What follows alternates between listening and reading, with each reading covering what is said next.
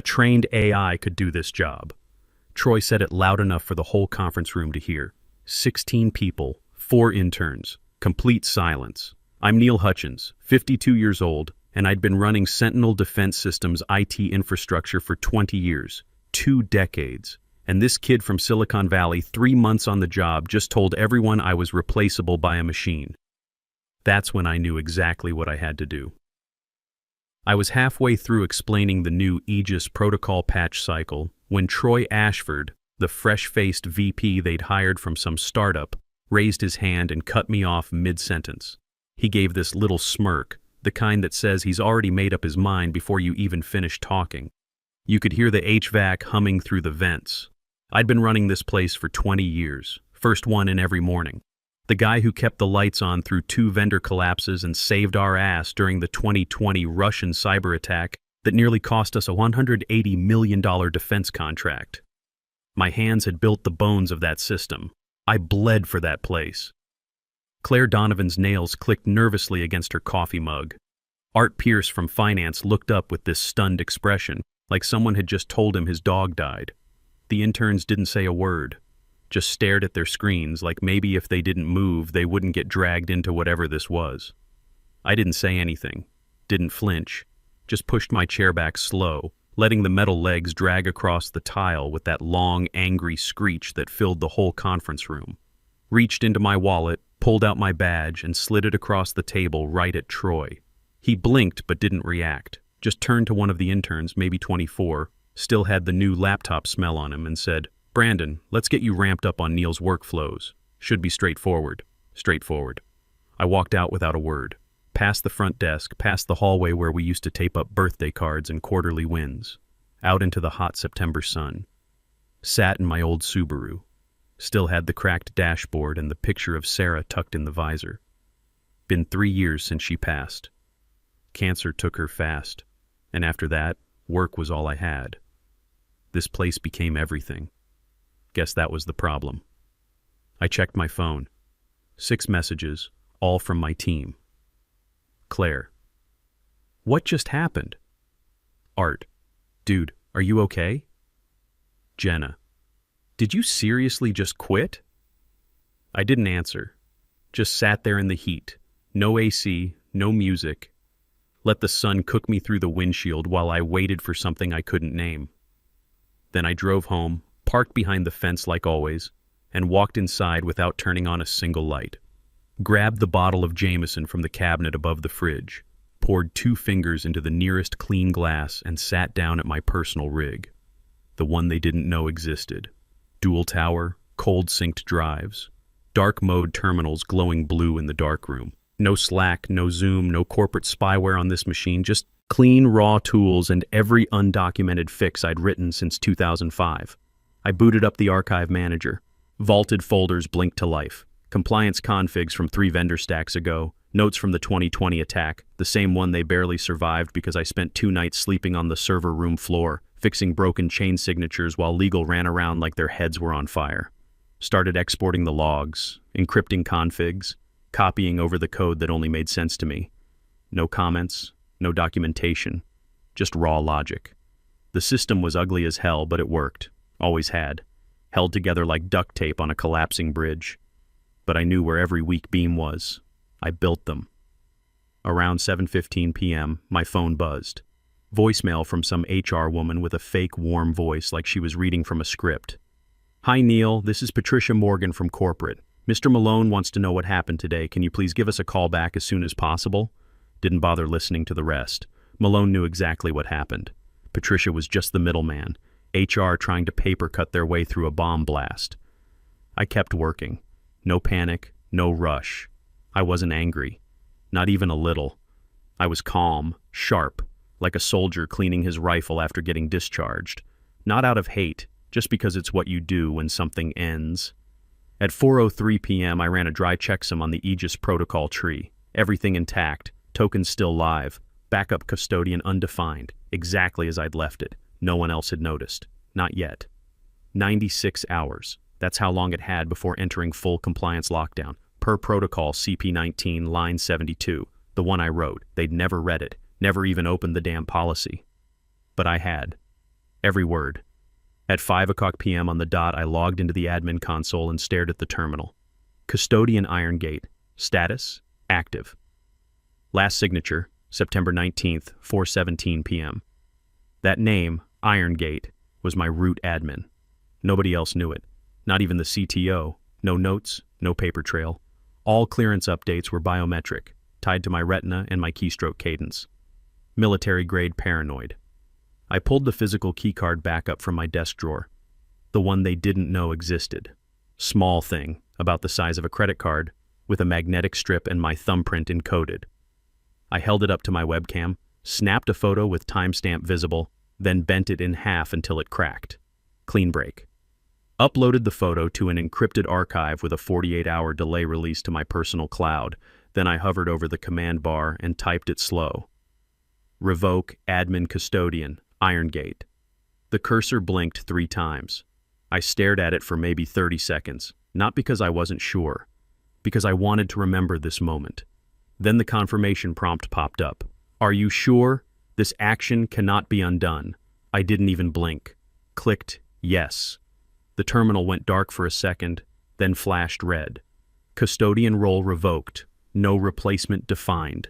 Aegis protocol enters passive compliance hold in 96 hours. Clock started ticking. That was it. No fireworks, no alarm bells, just a soft hum from the tower fan and a blinking terminal. I leaned back, took a sip of my drink, and watched the countdown begin. That system had protected them for a decade, and now it was protecting itself from them. Monday morning came quiet. I was up early, made coffee, and sat on the back deck with my laptop open. Front row seat to the slow unraveling. No emails from corporate, no missed calls, nothing. Which told me one thing. Troy still thought everything was under control. Around 8:15 a.m., I remote viewed the internal message board through a backdoor I'd kept for diagnostics. First post from Troy. Team, Jenna and Brandon will be dividing up Neil's workflows. Let's stay focused and keep pushing forward. I took a sip of coffee and watched. Jenna Wallace logged into the compliance terminal first. She'd always been quick, sharp. I'd trained her myself for 6 years, taught her everything I could. But not Aegis. That was mine. It took maybe 20 seconds before the first error hit her screen. Token expired. Custodian undefined. She tried again. Same error. Brandon Ellis leaned over her desk, reading it like it was in another language. He opened a browser and typed it into Google, like some Reddit post was going to explain what a federal compliance custodian is. Spoiler, it wasn't. They flagged Troy. I could imagine it. Jenna waving him over, trying to stay professional while her stomach was probably doing flips. Troy barely looked, just waved his hand and said something like, "Ignore that." Probably legacy noise from Neil's old configs. By 9:40 a.m., Jenna had emailed Mark, the CTO, asking for help escalating access. She CC'd legal. That was smart. She knew something felt off. At 10:17 a.m., I watched the audit sync start to fail in real time. Registry handshake rejected, custodian signature missing, Aegis protocol status, passive hold. Federal registry syncs every 72 hours. That means the last clean connection was Friday afternoon, right before I walked. By 11 a.m., legal pinged Mark directly. Jenna was slamming through help desk tickets. Brandon had 3 Stack Overflow tabs open, trying to figure out what a signature chain even meant. The team chat went quiet. You could smell the panic through the screen. Troy, though? Still smiling. Still coasting on startup buzzwords and whatever worked in San Diego. He walked into the dev pit that morning like he was announcing a TED Talk. Said something like, "We're going to streamline ops, modernize legacy flows, maybe even shift toward open architecture," Jenna asked again. More directly this time. "Who's the current Aegis custodian?" Troy blinked. "No one, I guess. It's just an admin role, right?" I nearly choked on my coffee. At 11:42 a.m., Mark pushed a test file through the sync queue. It failed hard. 3 errors stacked. Token mismatch, custodian undefined, signature chain broken. That wasn't just a flag, that was a red light and siren. Legal emailed, again. Subject line, urgent compliance access failure. Escalation required. And Troy, still calling it a temporary bug. They didn't get it yet. thought they were still in control, thought they could debug their way out with half-baked patchwork and team huddles. But Aegis wasn't a bug. It was a countdown. The moment I pulled that trigger, the clock started ticking. 96 hours before the system locked itself down for federal review, and they were already 16 hours in. By Tuesday morning, the warning signs weren't just blinking, they were screaming. First email came in at 6:57 a.m. from an automated vendor system. Procurement transaction failed. Compliance token validation error. Then another. Then a third. By 8 o'clock a.m., even the cleaning crew could tell something was off. Half the office lights didn't auto-activate because the smart grid config was still tied to Aegis. That's how deep it went. Even the lights knew I was gone. Jenna tried sending out the daily compliance logs, bounce backs, every email flagged, custodian signature mismatch, transmission blocked. Brandon attempted a manual override, terminal spit out the same line over and over, override rejected, no active custodian. At 9:11 a.m., Art from finance texted me, "Hey man, did you booby-trap the system?" That one made me laugh out loud, first time in days. At 9:22 a.m., Rachel Hoffman, Legal's junior analyst, hit me on Signal. She was the only one smart enough to use something untraceable. We're in trouble. It won't let anyone in. I didn't respond. Didn't need to. The system was doing exactly what it was designed to do when handled improperly. Seal itself, refuse entry, force legal review. Nothing malicious. Just protocol. By 10 o'clock a.m., CTO Mark sent a full trace report to Malone's office. Error logs stacked back to Friday. Aegis was in protective mode. Not failed, not crashed, just sealed. Jenna sent a message to the whole ops channel. If anyone knows how to reauthorize Aegis access, speak up now. No one did. Brandon was quiet by then, probably too deep in some API documentation rabbit hole to be useful. At 1:37 p.m., they called in an outside vendor, a third-party contractor who used to work on the Aegis install back in 2015. The guy charged $900 an hour just to tell them the truth. This system requires a live custodian signature. Without it, there is no system. By 3 o'clock p.m., Legal was in full-blown escalation mode. Every open contract was now technically non-compliant. Every procurement order dead on arrival. They couldn't file for new grants, couldn't renew existing certifications, couldn't even send a federal invoice without that signature chain. Around 3:45 p.m., my phone rang. Unknown number, but I recognized the area code, Northern Virginia. I let it go to voicemail, then played it back. Hutch. It's Rick Donovan. I hadn't heard that voice in 2 years. We served together back in the 90s before I went civilian. He ran security for Lockheed now. "Heard you nuked Sentinel," he said. His voice had that edge to it, half amusement, half respect. Words already traveling through the defense circuit. Someone at DoD leaked it to a contractor meeting this morning. They're calling it a custodian failure, but we both know that's bullshit. You didn't fail, you walked, and you took the keys with you. He paused. I could hear him light a cigarette. You didn't burn bridges, brother. You burned the whole goddamn city. Respect. Call me if you need anything, or don't. Either way, you just became a legend. The line went dead. I sat there staring at my phone for a minute. Then I deleted the voicemail and went back to my coffee. Meanwhile, I took a walk. Left my phone at home, grabbed a sandwich from Tommy Barone's deli on the corner, nodded at the old man behind the counter, came back around 5 o'clock p.m. Opened my laptop, checked my inbox. 52 new messages from various corners of Sentinel. LinkedIn had 14 connection requests. 3 recruiter emails with subject lines like immediate opening, 400K base and senior architect role, your experience needed. Didn't read a single one. I opened a new draft. Addressed it to Anthony Russo, Office of Federal Compliance Operations. He was a contact from the 2020 attack. Knew me, respected my work. Subject, custodian role vacated. Sentinel Defense Systems. Body was clean. No rant, no drama, just the facts. As of 5 o'clock p.m. on September 19, 2025, the role of Federal Compliance Custodian, Aegis Protocol ID Irongate, was formally revoked. No replacement was authorized. Attached is the official signature timestamp, digitally signed and confirmed. Per CP19 protocol, Aegis has entered automatic passive hold pending federal review. I attached the file, checked the hash, and pressed send at 6:23 p.m. That was it. The system's fate wasn't in their hands anymore. It was in Washington's. From this point on, Troy wasn't arguing with me. He was arguing with the federal government, and that was a fight he'd already lost. Wednesday morning, the building felt like it was holding its breath. The hum of normal was gone. No usual keyboard clatter, no hallway chatter, just red blinking status lights and a slow crawl of fear seeping into every floor. The compliance errors weren't occasional anymore. They were everywhere. Terminals pinged failure messages every 5 minutes. The big wall display in ops, the one that used to show audit health, was now lit up like a Christmas tree from hell. Troy walked around saying it was residual noise from deprecated processes. He actually used that phrase, out loud, multiple times. Jenna looked like she hadn't slept. She'd been pulling 12-hour days trying to sort through logs she didn't even understand. 2 laptops open, 3 notepads scattered across her desk, and a half-eaten protein bar sitting untouched since Monday. Brandon was still deep in Stack Overflow, copying random commands into the terminal, hoping one would crack open Aegis like a piñata. At 9:34 a.m., Mark, the CTO, stormed into Troy's office with a printed trace report in his hand, not a digital copy, printed, like he needed the weight of it.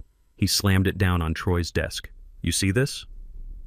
Troy barely glanced. "I'm aware of the issue. It's being addressed." Mark didn't blink. "No, it's not. Every single audit sync has been rejected since Friday afternoon. We are in active breach. Not pending, not delayed. Breached." Troy tried to pivot.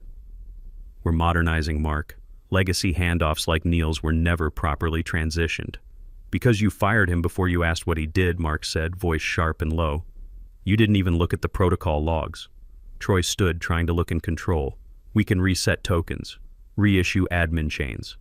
Mark shook his head. "You don't get it. He just doesn't care about your title. It needs a custodian's signature, and his was the only one coded to federal standard." Troy sat back down like the wind had been knocked out of him. Jenna poked her head in from the hallway. Her voice cracked when she spoke. "Legal says Patricia's offboarding paperwork flagged the custodian handoff as pending, but no transfer was ever completed." That hit hard. Patricia had handled compliance onboarding before she left. She'd pinged me about a replacement custodian role back in August. I told her it needed a signature handoff and biometric match. She said she'd escalate it after the new fiscal year. She never got the chance. Now, no Patricia, no custodian, no federal compliance. They were exposed, totally, at the federal level. Troy mumbled something about reaching out to the software vendor for override credentials. Mark actually laughed, dark and humorless. "They'll tell you what they told us in 2020. No override exists. That's the point." The room went dead silent. From the hallway, someone dropped a coffee mug. It shattered across the tile like a gunshot. No one moved. Everyone in that building, from the junior developers to the senior lawyers, felt it. They weren't in trouble. They were done. I spent Wednesday afternoon on my porch. Didn't check email. Didn't look at LinkedIn. Just sat there with a book I wasn't really reading and coffee I barely tasted. Sarah's photo was still in the Subaru, tucked in that visor. 20 years I'd told myself I was building something that mattered. Missed her last birthday because some vendor config crashed at 9 p.m. on a Tuesday. Told her I'd make it up to her. Never got the chance. And now here I was. No wife, no job, nothing but time I should have spent differently. The sun moved across the deck. I didn't move with it. Around 4:30 p.m. my phone buzzed. I almost didn't look, but something made me check. Voicemail. 2 minutes, 47 seconds long. I played it. "Neil, it's Walter Briggs." I sat up straight. Walter founded Sentinel back in 1983. Built it from his garage into a $400 million operation. Retired 6 months ago, moved down to Florida. I hadn't heard his voice since his goodbye party. I'm calling from Boca and, hell, I don't even know where to start. I heard what happened. What Troy did. The board just had an emergency meeting. We're looking at $380 million in frozen contracts. Federal breach, the whole thing. He paused. I could hear him take a breath. "Troy's done. They're voting him out tomorrow morning. I'm flying back up Thursday. Listen, I built that company for 40 years. 40 years, Neil. And the biggest mistake I made was not fighting harder for you before I left. I knew the new leadership was going to make changes. I knew they didn't understand what we'd built. But I was tired. I wanted out, and I let them push you aside." His voice got quieter. "You were the foundation. The goddamn foundation. I should have protected that. I should have protected you. If you want to come back, name your price. Any title you want. CTO, Chief Security Officer, whatever you want to call it. Fire anyone you want, and I mean anyone, including the people who hired Troy. Bring Jenna back if they pushed her out. Build it the way it should have been built from the start. Just, please call me back. We need you. I need you to know I'm sorry. The voicemail ended. I sat there staring at my phone. The sun was starting to set, orange light cutting across the yard. Walter Briggs, the man who gave me my first real shot back in 2005, who trusted me with the 2020 crisis when everyone else wanted to panic, who shook my hand at his retirement party and told me I was the best hire he ever made, and now he was apologizing. I set the phone down on the table, face up this time, watched the screen go dark. Part of me wanted to call him back, wanted to fix what they'd broken, wanted to walk back into that building and prove Troy was wrong about everything. But another part of me, the part that had been sleeping on server room floors for 20 years, the part that missed Sarah's last birthday, the part that built systems for people who called me replaceable, that part was tired. I picked up my book, turned the page. The light was fading, but I could still read. Tomorrow was Thursday. 96 hours would be up at 5 o'clock p.m. The system would lock, Sentinel would be in full federal breach, and they'd all be staring at screens that wouldn't let them in. Walter would be flying in, Troy would be packing his desk, the board would be scrambling, and me, I'd be right here, reading. The phone buzzed again, text message this time, then another, then 3 more in quick succession. I turned the phone face down and went back to my book. They'd figure it out. Or they wouldn't. Either way, I was finished. Thursday morning, 10 minutes before the big ops meeting, Richard Malone kicked the door open like he owned the building, which, technically, he did. He stormed in holding a fat blue folder, face red, tie loose, hair half-combed. That folder had weight to it. You could feel it before he even dropped it. "Where's Neil?" he barked. The room froze. Everyone looked at Troy. Troy cleared his throat, trying to stand like it was just another normal Thursday. Neil was part of the restructure, sir. Malone didn't flinch. He slammed the folder down on the table with a thud that echoed off the glass walls. "You just killed our ability to operate." No one breathed. He flipped the folder open. Inside were printed contracts, red-stamped government seals, flag status sheets. The kind of paperwork that ends careers. 380 million in federal contracts, Malone snapped. Gone. All red-flagged. Aegis is legally unmanned. "And you let it happen?" Troy fumbled. His voice cracked slightly. "We weren't fully briefed on the scope of—" "You didn't ask!" Malone roared, slamming his palm on the table so hard Jenna jumped in her seat. He was the keystone, the one person holding up the entire compliance infrastructure. And you told him a trained AI could do his job. Art whispered something under his breath. Might have been a prayer. Jenna dropped her coffee, didn't even notice it spilled, just sat there staring at the table. The room went totally silent except for the slow drip of coffee pooling on the tile. Troy tried to pull something out. "We thought it was just an admin role. It looked redundant on paper. There was no updated documentation showing—" "Because he was the documentation," Malone barked, pointing toward my empty chair at the end of the table. "You fired the person who held our federal clearance key and didn't even bother asking what it meant. Didn't ask what he did. Didn't ask who could replace him. You just assumed some 24-year-old kid fresh out of college could learn in 3 days what took 20 years to build." Brandon looked like he was about to throw up. The other interns had their heads down, trying to disappear into their laptops. Malone didn't sit. He didn't lower his voice. He paced the length of the table like a general in the middle of a court-martial. Everyone sat there like school kids who knew they were dead. "You modernized your way straight into a federal compliance breach," he said. "Do you understand what that means? Payroll's frozen. We can't cut checks. Procurement's frozen. We can't order a goddamn pencil without Aegis clearance. We can't move a cent through a federal contract without that system online. And it's not coming back online. Not without him." Troy said nothing, just stood there looking smaller by the second. "Aegis didn't crash," Malone went on, voice lower now but sharper. Meaner. "It followed protocol. The exact protocol Neil Hutchins wrote enforced and maintained without a single failure for 20 years. Not one failure, not one breach, not one audit flag. 20 years of perfect compliance. And you torched it in 3 months. Troy looked like he wanted to melt into the wall. Malone stared at him for a full 5 seconds. Nobody moved. Nobody breathed. Then he picked up the folder, closed it slowly, and said one final thing. Quiet. Almost a growl. You didn't lose an engineer. You lost the institution, the foundation, the one guy who never needed credit, never played politics, never asked for anything except working systems and a locked door. And when he asked for respect, you handed him a pink slip and a 24-year-old replacement. He turned and walked out. Not another word. No eye contact. Just out the door, folder under his arm, anger radiating off him like heat. Nobody moved. You could feel it in that room. Everyone in that building knew they were finished. Thursday, exactly 5:00 p.m., Aegis Protocol's 96-hour window slammed shut, right on schedule. Every monitor in the building blinked red. Custodian role vacated. All systems suspended. No active custodian. Access denied. Federal transactions froze. Payroll halted. Procurement uploads failed.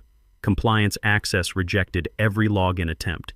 Email systems flagged. Vendor portals locked. Even the automated door access started throwing errors. No bypass, no override, no way in. Just one brutal message flashing across 450 screens. Access denied. Jenna was the first to scream, not loudly. Just this panicked, frustrated yelp like something inside her snapped. Like she'd been holding it together for 96 hours and finally couldn't anymore. Art walked out of his office with both hands on his head. We can't process payroll. We can't pay anyone. Not vendors, not employees, not contractors. Nothing. Brandon was pale, staring at the server board like it might physically catch fire. One of the other interns was crying quietly at her desk. The PR team tried to get ahead of it, started typing up some weak memo about scheduled system maintenance and temporary service interruptions. They posted it internally and on the company's site within 20 minutes. No one bought it. The industry news sites had it within an hour. Sentinel Defense Systems experiencing major compliance system failure. By 6:00 p.m., it was on Bloomberg. By 7:00 p.m., 3 competitors had reached out to Sentinel's clients offering contingency services. Legal was already on the phone with federal regulators. Finance was drafting loss projections and cash flow scenarios. HR was fielding questions from 450 employees who wanted to know if they'd get paid next week. The answer was no. Not until Aegis came back online. And Aegis wasn't coming back. I wasn't there for any of it. I was sitting on my porch with a cup of black coffee, reading a paperback copy of Shogun.